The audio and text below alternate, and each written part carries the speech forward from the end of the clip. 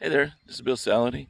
I'm inspecting a pre-pour foundation right now, and I wanted to show you something because it's 2025 and I found more foundations out of level in this 6 months than I've ever seen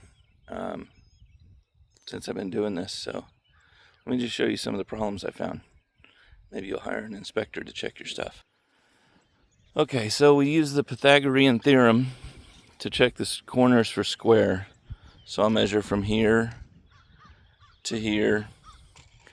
Over there you see the little tick mark. Yep. And then over to here. So one of them is 3 feet long, which is that one. And this one's 4 feet long. The distance between the two should be 5 feet. But it's not. It's an inch short. And if you look at this, you can see that it's curved in over there. It's less than a 90-degree angle. They did the same at that corner,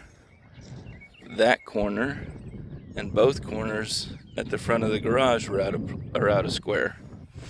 So the house is just going to look crooked when they're finished because the bricker is going to try and fix it, and the bricker is going to have a hard time because he doesn't have a square foundation to start with. The other main issue that I found is all the plumbing pipes. The plumbing pipes are wrapped in plastic, which takes care of one of the two code requirements. They're supposed to be wrapped in plastic or foam so they don't come in contact with the concrete because of acidity reasons, right? But then the ones going through the beams are supposed to be wrapped, and all the plumbing pipes are supposed to be wrapped in foam because foundations move in Texas. There's possible vertical movement in every house, just called seasonal movement. So this pipe right here that you see right there is supposed to be wrapped in foam insulation so that if the foundation moves up or down, it doesn't crack the pipe. Because in a fight between plastic, or I should say PVC, and concrete, the concrete's going to win every time.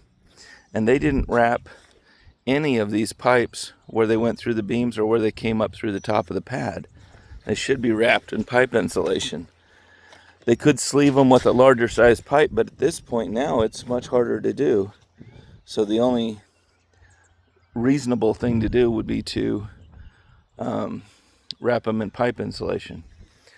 The other thing is some of the forms are out of level. Right here in the front entryway where they got a large front patio that's going to be there.